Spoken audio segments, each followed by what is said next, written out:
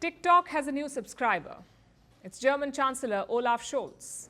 He's finally taken the bait. Scholz is on the Chinese social media platform. His account will show the daily activities of his government, and he's not the first world leader to join TikTok.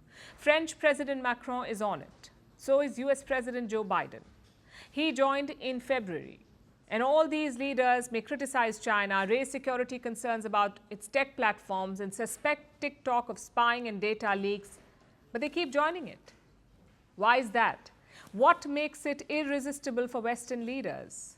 Their young voters are on TikTok, so it seems the need to reach these voters outweighs security concerns.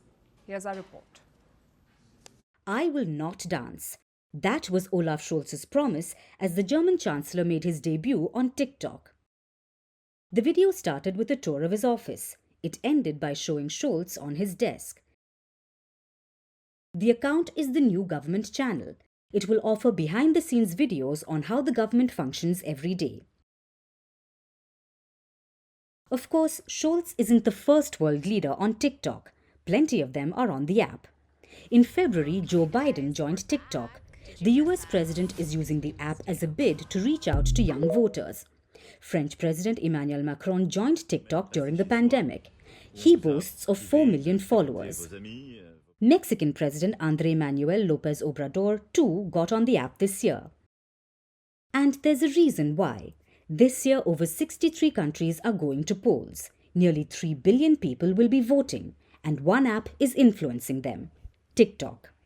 It's being called the TikTok election year. The app is owned by the Chinese company ByteDance and has over 1 billion users globally. Now, TikTok may be popular, but there are allegations of interference and fears over national security. Essentially, the baggage of China. But the youth are still on this app, which has left Western governments in a bind. In an ideal world, probably German politicians wouldn't want to use TikTok, but since so many young people are using it in Germany, the decision is right, I think, to go there and use it. Otherwise, they will only receive political content from the extremist forces. Take Europe, for example. It has 142 million TikTok users, and 20 million of them are in Germany. Around 2/3 of young people are using TikTok in Germany. Elections for the European Parliament will be held in June.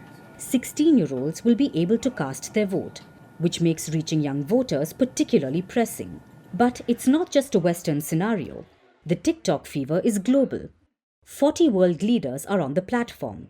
Many of them have an active presence. The most followed leader is Imran Khan. He may not be the Prime Minister of Pakistan, but he has a following of over 9.3 million. Then there is Nayib Bukele. He's the president of El Salvador. He has 8 million followers. Brazil's president Lula da Silva has over 4.4 million followers.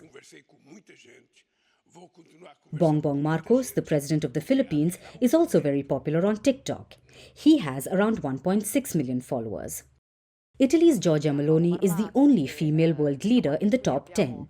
She has over 1.5 million followers.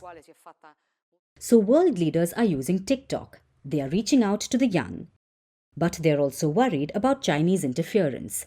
Biden says he may be on the app, but he will support a full ban on TikTok. Shows you the dilemma for the West. They are caught between using a Chinese platform and the need to reach the youth. As they say, if you can't beat them, join them. And that's what world leaders are doing right now.